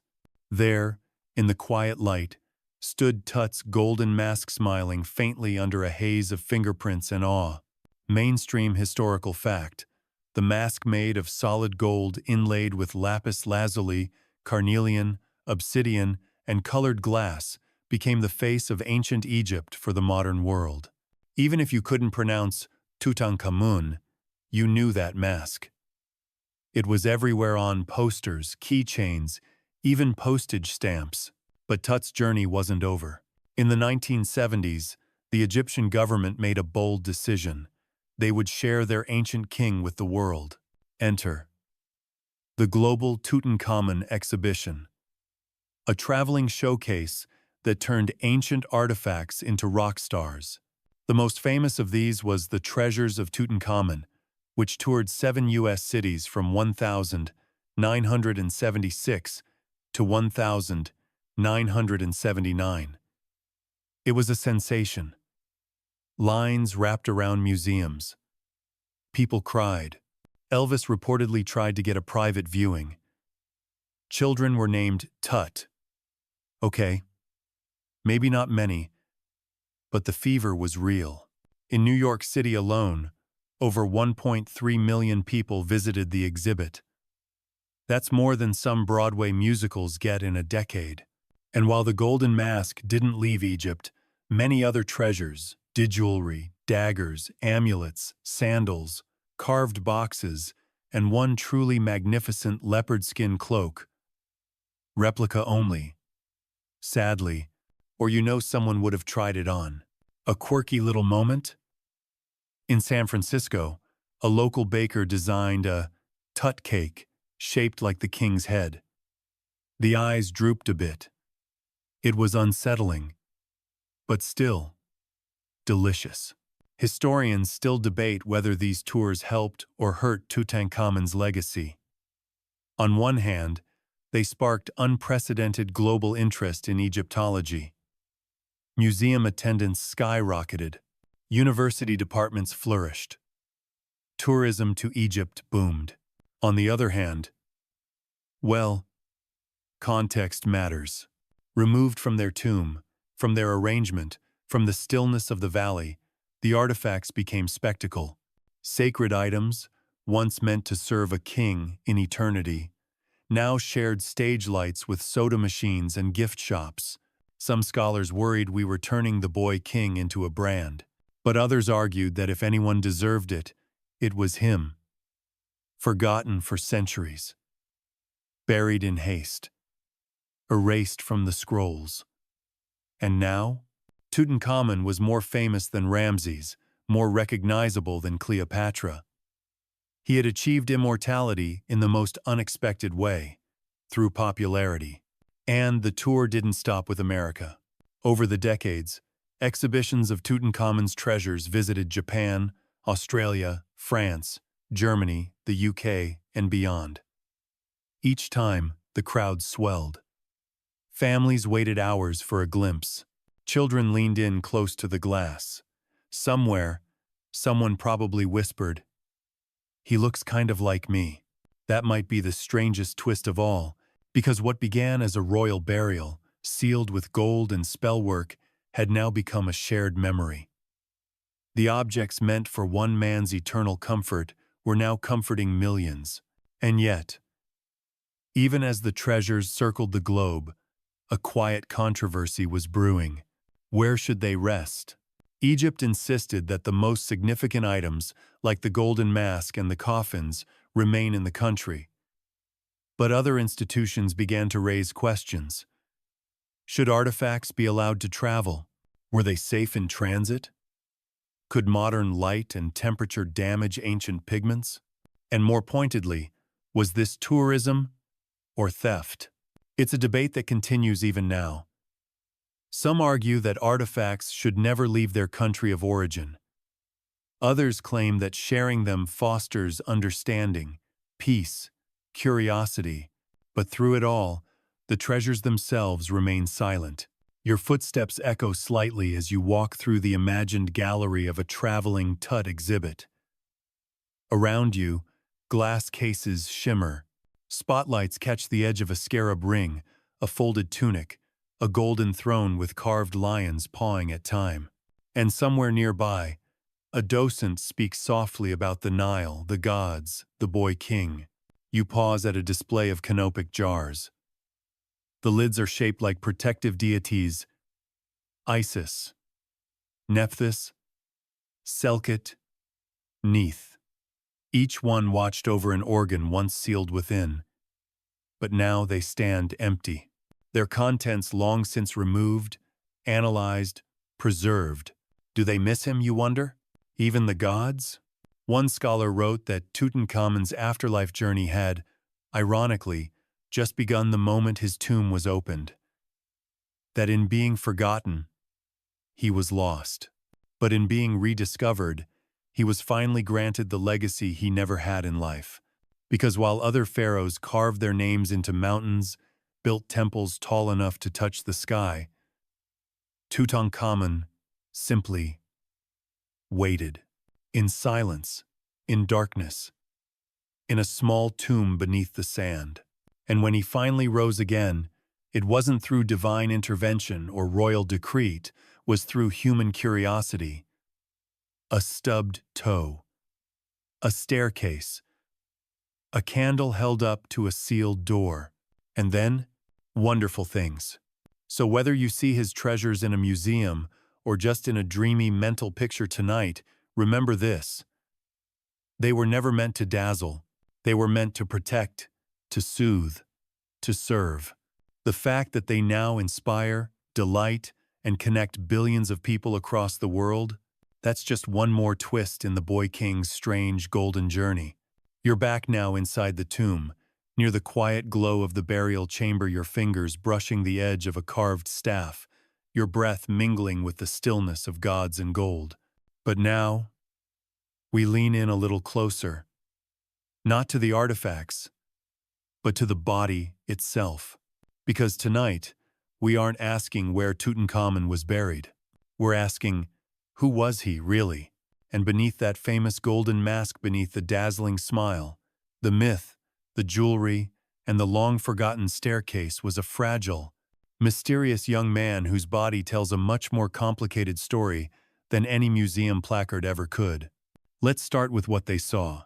When Howard Carter and his team finally opened the innermost coffin in 1925, they found the king's mummy in a dreadful state. It had been scorched and fused to the coffin by the heavy use of resin-thick, black, molten embalming fluid poured over the body during burial. Whether the resin caught fire or chemically reacted with the linens is still debated. But the result? Toot's body was partially burned. Some even called it charred. Removing the mummy required unpleasant measures. Carter and his team had to disassemble the body, removing the limbs and head separately to extract it from the coffin. It was undignified, and despite their efforts, many parts were damaged, which, if Tut had been aware, probably wouldn't have pleased him. Still, his remains gave clues. Over the decades, forensic science has brought Tutankhamun back into the lab again and again. X-rays, CT scans, DNA tests, all in the service of answering two questions: how did he live, and how did he die? Mainstream historical fact. In 2005, CT scans of the mummy revealed that Tutankhamun had a broken leg, possibly the result of a fall or accident shortly before death. The injury showed signs of rapid onset infection. Could he have died from sepsis? Maybe. But that wasn't all. The scans also revealed a number of congenital problems. Tut had a clubfoot, meaning he likely limped, if not required assistance to walk. He had a curved spine. His hips were uneven. Over 130 walking sticks were buried with him. These weren't ceremonial. They were used. Some were worn smooth at the grip. A quirky fact? One of his sandals had little images of his enemies, Asiatics, and Nubians painted on the soles, so that every time he took a step, he symbolically crushed his enemies underfoot. That's some solid ancient swagger. But it also reveals something deeper. That image mattered. Even for a young, physically frail king, appearances had to be maintained. And now we drift into genetics. DNA testing conducted in the early 2010s added even more mystery. Samples taken from Tut and 10 other royal mummies suggested that his parents were brother and sister, not first cousins, not close kin, full siblings. This wasn't terribly shocking for Egyptian royal families, who often married within to preserve the divine bloodline. But the genetic cost of inbreeding may have played a major role in Tutankhamun's health problems. Clubfoot, cleft palate, a weak immune system, possibly epilepsy. And that leg fracture? It might have been the final straw. But the king was clearly not built for a long reign. He died young, likely around age 18 or 19. And while historians still argue over the exact cause, malaria, septic infection, congenital collapse, there is no evidence he was murdered, as once sensationally theorized. An earlier hypothesis that he was bludgeoned to death was later disproven. What had looked like trauma was actually damage from the embalming process. So we circle back. Who was he? A boy king, yes, but also a survivor. A child caught in the middle of one of Egypt's most tumultuous dynastic transitions. The son of a radical religious reformer, married to his own half-sister, ruling over priests who wanted to forget his father existed. He wasn't just a minor pharaoh, he was a symbolic reset. A living bridge between two faiths, two dynasties, two worlds. And yet, he was also just a teenager, with walking sticks, and sandals with cartoons on the bottom, and board games in his annex. There's something beautifully human in that. Now we turn to the scent. Yes, scent. Among the many strange things Carter found in the tomb were small vials of unguents, incense, and perfume. Some of them were still aromatic, subtle traces of lotus, frankincense, myrrh scents used in both life and ritual. Some researchers claim that Tutankhamun's embalmers used too much resin not just for preservation, but to seal the body's divine scent into the afterlife. A sensory offering for the gods. Historians still argue whether the resin was poured in haste or in reverence. Was it clumsy or sacred excess? But either way, it cost the mummy dearly. The body blackened, the linens fused, the features lost. Carter, who had so carefully preserved every golden trinket, could do little but document the king's physical remains with somber resignation. And yet, the artifacts helped fill in what the flesh cannot. The boy's jewelry was delicate, designed to be worn close to the body. His amulets bore protective spells. His weapons daggers, bows were real, but too finely made to have seen war. One dagger, remember, was made from a meteorite. Not iron mined from the earth, but metal fallen from the sky. That alone tells you something about how they saw him. A king, with cosmic ties. And then there's the royal drama. Tut's parentage was confirmed by DNA. Akhenaten was his father. His mother also, Akhenaten's sister, was likely a lesser wife or queen. But who raised him? And who truly ruled during his early reign? Theories abound. Was it A, the vizier who later claimed the throne? Or Horemheb, the ambitious general? Was Ankhesenamun, his young queen and half-sister, the real power in those early years? We don't know. And maybe we're not meant to, because while Tutankhamun's mummy gives us science, and his artifacts give us culture, his soul remains elusive. He was a boy dressed in gold, a crippled king given a cosmic dagger, a pharaoh whose name was erased, only to become the most famous of them all. And maybe that's the strangest part, that we know so little and yet so much about him. We've seen his sandals, his games, his duck dinner. We've scanned his skull, mapped his DNA, held his rings under microscopes. And still, when we look into the hollow sockets of his mask, the eyes seem to blink just out of reach. So, as you sit now, beside his golden shrines, breathing in the ancient perfumes of incense and resin, you don't just see a mummy. You see a mystery, a boy, a name lost and found again. Tutankhamun, the king whose body broke, but whose story refused to die. You stand now in the doorway of the tomb, again not as a visitor or dreamer, but as someone tracing footsteps. Not Carter's, not Carnarvon's, but someone older. Tonight, you're going to walk in the sandals of the ancient Egyptians who buried Tutankhamun. Because one question still stirs the silence of this place. Who actually buried him? The history books give us a neat answer. The tomb was sealed. The boy king entombed with his gold and grief. And Egypt moved on. But nothing about KV-62 feels neat, does it?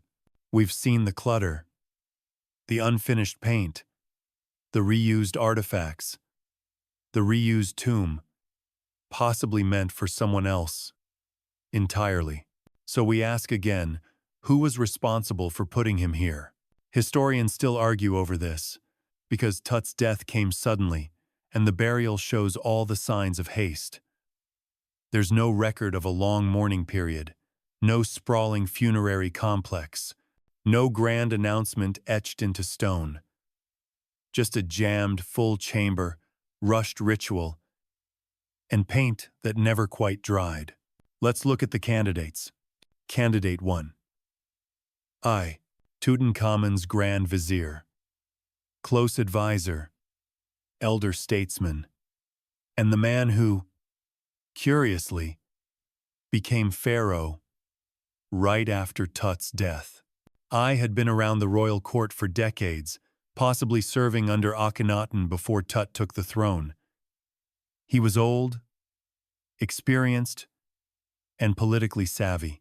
When Tut died, possibly without a clear heir stepped in. And the clues? Well, they're sprinkled around the tomb like crumbs. In the burial chamber, there's a mural on the north wall. It shows Tutankhamun undergoing the opening of the mouth ceremony, a ritual that allowed his soul to breathe and speak in the afterlife. The officiant in the scene? A figure some believe is A. That's not just symbolic. It could mean I himself over Sawar performed Tut's burial rites.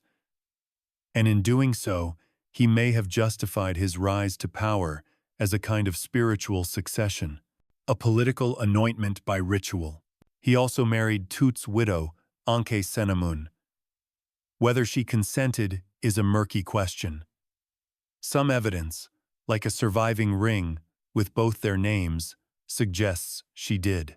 Other sources, including a desperate letter she allegedly wrote to a foreign king begging for help, suggest otherwise. I, in this reading, is both caretaker and opportunist. He buried the boy king with just enough ritual to make it proper, but not enough to overshadow his own ascent. Candidate 2. Horemheb, the general, the warrior, the man who took the throne after Ai's short reign. Horemheb ruled for nearly 3 decades, and he spent much of that time erasing the Amarna period from memory. That included Akhenaten, the sun-worshipping heretic, but also Tutankhamun's son, his echo, his problem. While Horemheb didn't directly bury Tut, some scholars believe he may have ordered that the young pharaoh's memory be quietly suppressed.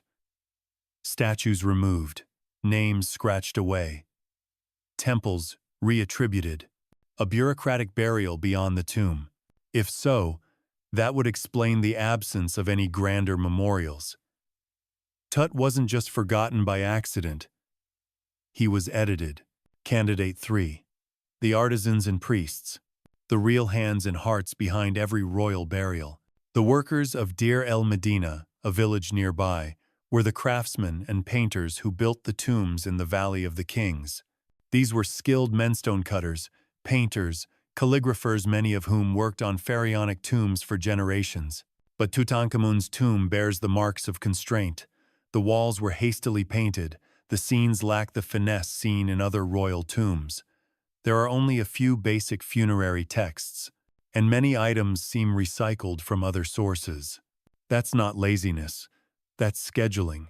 They probably had only 70 days, the traditional mourning and embalming periodo, prepare the entire tomb. Some experts suggest the tomb was originally intended for someone else, possibly a queen, or a court nobleman was reassigned at the last minute. That would explain the layout, which follows the leftward orientation more common in female burials. Even the decorative palette was limited. One paint analysis showed that colors were applied over still-drying base coats, a shortcut usually avoided in more prestigious burials. And the famed golden shrines? Beautiful, yes, but lacking inscriptions in some places, as if no one had time to finish the job. A quirky tidbit? One piece of furniture found in the Toomba's small ceremonial bed was missing a leg. Not broken, just missing. Maybe it was left behind in the rush.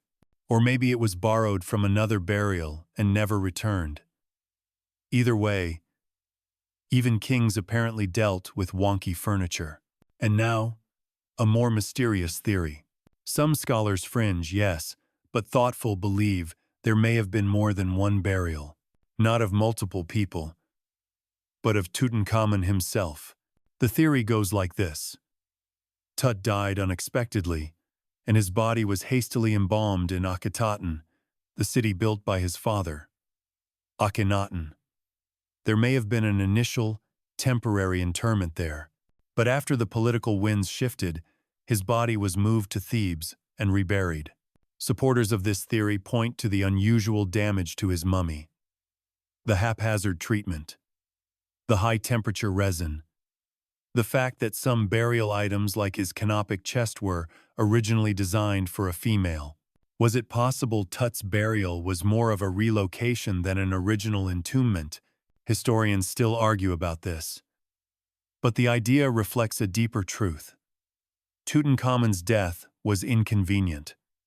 Politically, religiously, ritually, and everything about his burial screams, just make it work. So who buried him? I may have directed it. Priests may have performed the rites. Artisans may have rushed to meet impossible deadlines. But the how matters just as much as the who. They didn't bury a king with glory. They buried a question. And somehow, that question endured longer than any monument. Because now, thousands of years later, here you are standing in a tomb not meant to be found, beside a king not meant to be remembered, asking the same things they asked. Is this enough? Have we done it right? Will he be remembered? And the answer? Yes. Not by the glory of his reign, not by the victories he never won, but by the silence he held, the stillness he endured, the long, patient sleep that outlasted everyone who tried to forget him.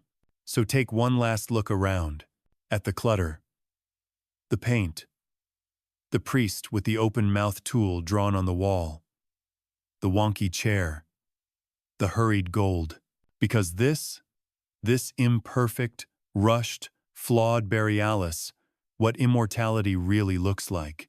You've seen the king, you've seen the chaos, the treasures stacked like divine clutter, the golden mask, the cane collection, the meteorite dagger. You've even traced the faint footsteps of the men who buried him, perhaps reluctantly, perhaps hurriedly. But tonight, we walk a different path, up, out, into the wind. Because this story didn't end with the tomb's ceiling, or Carter's candlelight, or the museum exhibit in London. No, Tutankhamun's tale has a funny habit of not ending. And that's because of something Egypt knows better than anyone. The desert never forgets. And the desert, oddly enough, was on Tut's side. Let's rewind. Not to the king's burial, but to the weather report. The Valley of the Kings isn't some vast, sweeping expanse. It's a sun-scoured bowl tucked between cliffs, cut by seasonal floods, and crisscrossed with ancient paths. It doesn't rain often, but when it do so, it matters. Desert rain is sneaky. It doesn't come gently. It slams. Torrents pour down the slopes, dragging silt, gravel, and debris into every low-lying crevice. If a tomb entrance happens to lie beneath the flow path of even a modest gully, it's gone. Buried under tons of natural camouflage. That's what happened with Tutankhamun. His tomb entrance, already subtle, already half-concealed by nearby construction, got hit repeatedly by flash floods. Silt filled the staircase. Stones from the tomb of Ramses VI above rained down, sealing the passage further.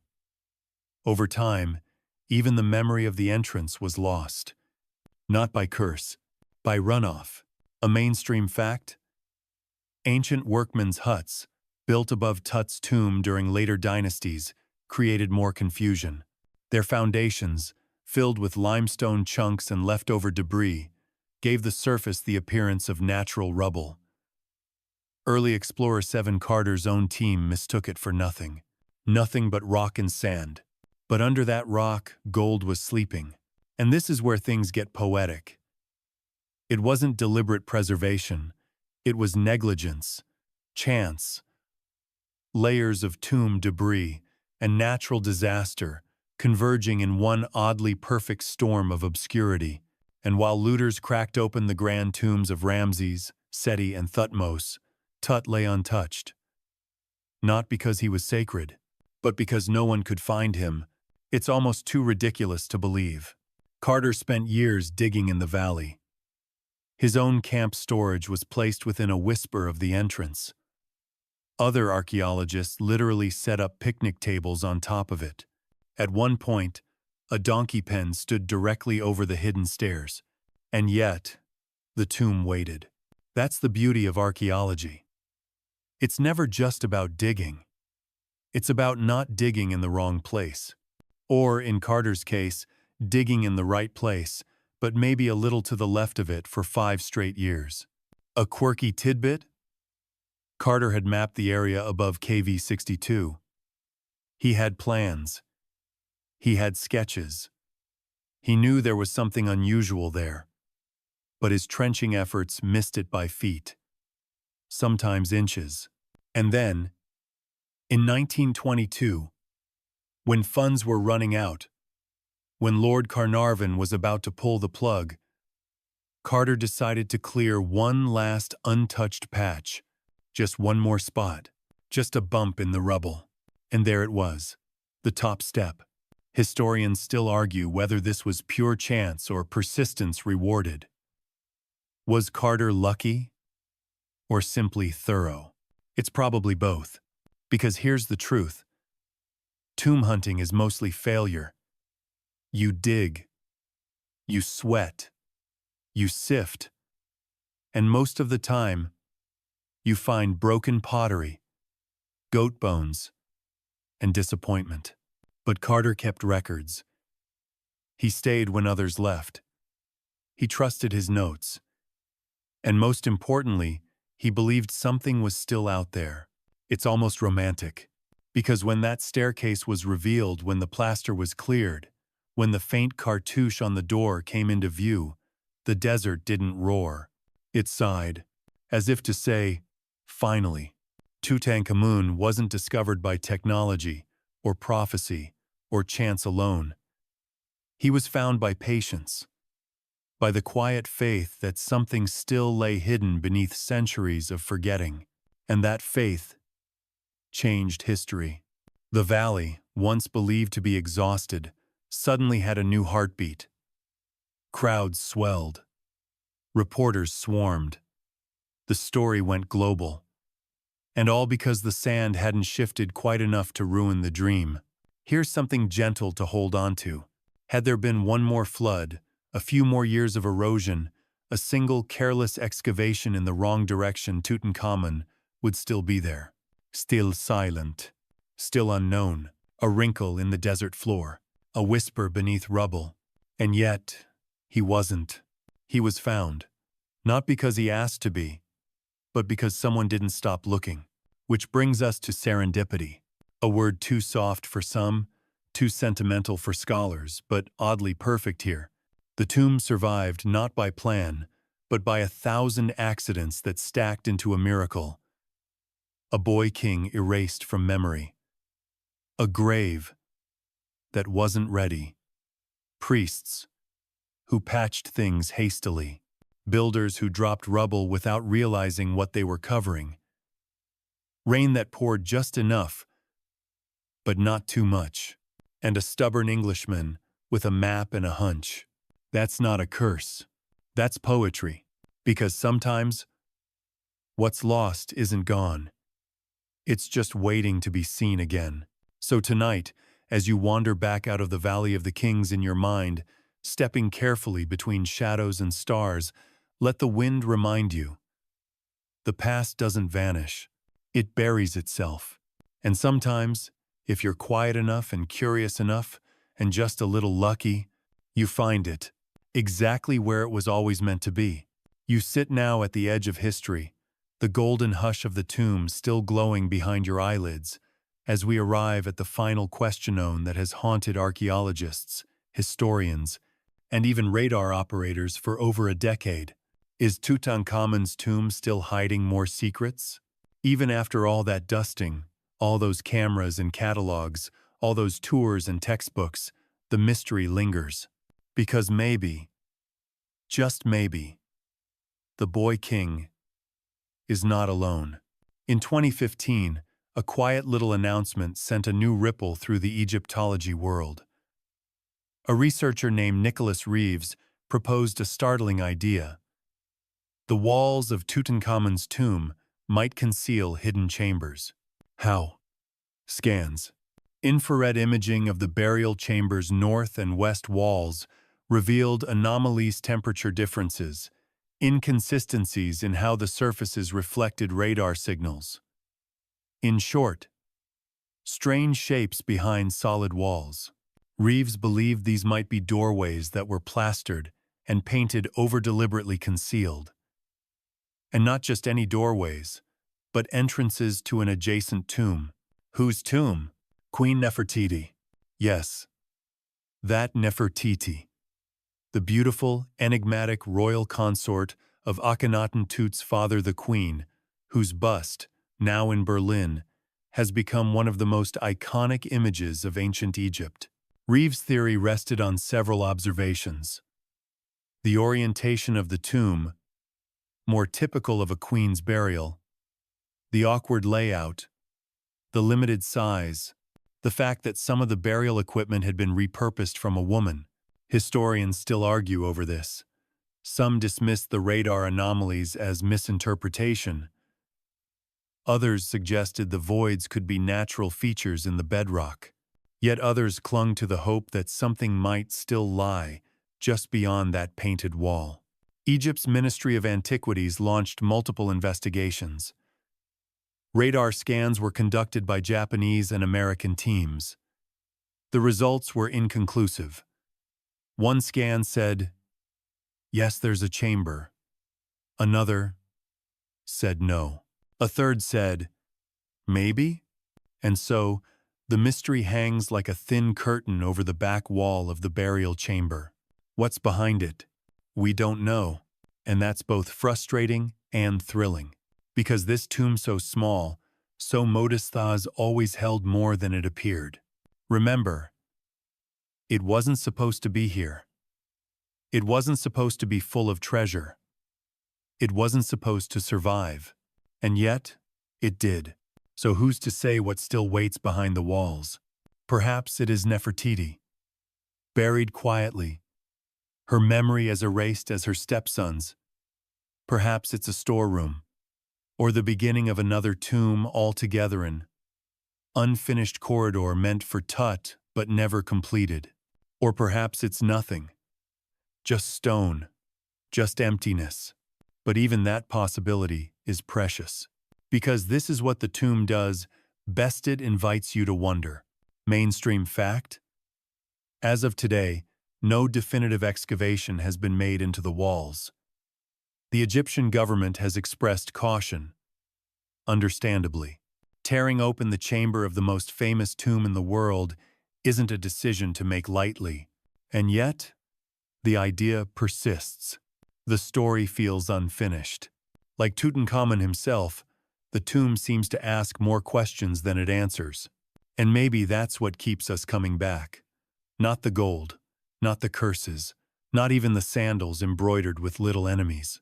It's the feeling that something's still waiting, just beyond the light. A quirky thought? If Nefertiti is back theresieled in stone behind her stepson's burial wall, then she's had the best hiding spot in history. While her bust has become world famous, her tomb has never been found. If it's here, it would be the ultimate irony. The most visible face in Egyptian art, tucked away in the valley's quietest corner. And now you're there, standing in front of the wall, the one painted with ritual scenes, the one Carter passed through in spirit, but never pierced physically. You can almost feel the possibility humming behind it. Not loudly, not dramatically, just softly, like a breath waiting to be drawn. Because Tutankhamun's story has always been about waiting. He waited through obscurity. He waded through dust. He waded through floods and erasure and empire. He waited for someone to stub their toe on a staircase. He waited to be remembered. And now, he may still be waiting to share his tomb. Not out of fear, not out of secrecy, but out of patience. Because history takes its time, and when it arrives, it doesn't shout, it doesn't curse, it doesn't flash swords or roll boulders. It whispers, just like this tomb, just like the boy king who died too young, was buried too quickly, forgotten too thoroughly, and yet endured. So as you sit now in the cool stillness, perhaps with a hand gently resting against the painted wall, let your imagination rest there too, not in the treasures, not in the questions, but in the quiet, the sense that something more is always possible, and that sometimes the greatest discovery isn't what you dig up, it's what you almost hear. And now, the tomb grows quieter. The torchlight fades, and the echoes of chisels, footsteps, and questions drift off into the warm hush of memory. You remain still, sitting cross-legged beside a golden shrine, the air around you wrapped in the same soft silence that once held a boy king for over 3,000 years. There's nothing more to uncover tonight, no more chambers to step through. Just this, just the gentle awareness of all that came before, the rush of wind over the valley, the dry hush of sand settling after a storm, the soft rustle of linen robes long vanished, the gentle laughter of workers pausing for water in the shade. Now those sounds sleep with the king, folded into the walls like dried petals between pages. And you are there too, not as an intruder, but as a witness zone, more set of eyes to carry the light forward. You've walked every corridor, listened to every whispered theory, held resin, linen, and starlight in the palm of your mind. So breathe now. Let the flickering shadows settle. Let the questions trail off into stillness. Let the golden glint of the past sink back beneath the sand where it belongs. The tomb is sealed once more not by stone, but by sleep. And as you drift off, perhaps you'll dream of a staircase just beneath your feet. One more step, one more sealed door, one more soft breath in the dark, saying, wait and see. Sweet dreams, traveler.